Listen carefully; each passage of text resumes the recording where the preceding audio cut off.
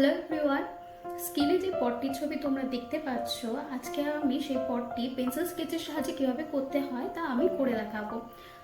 Pencil sketch সাধারণত দুভাবে করা হয়ে থাকে, একটি হচ্ছে ব্লেন্ডিং প্রসেসে আর একটি হচ্ছে স্ট্রোকের সাহায্যে। আমি সাধারণত স্ট্রোকে করাই পছন্দ করি।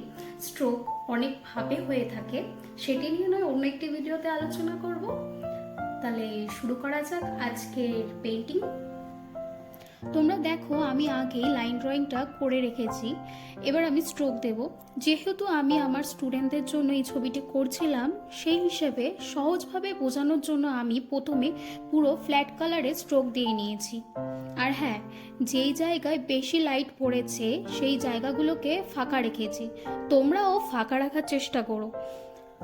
আমরা ধীরে ধীরে লাইট টু ডার্ক টোনের দিকে যাব। পরে দেখো তোমরা যেখানে সব থেকে বেশি ডার্ক আছে সেই জায়গাগুলোকে আমি আবার স্ট্রোক দিয়েছি 8B পেন্সিল দিয়ে। তোমরা চাইলে 10Bও ইউজ করতে পারো। পুরো ছবিটা কমপ্লিট করতে আমি ব্যবহার করেছি ক্যামেলের পেন্সিল।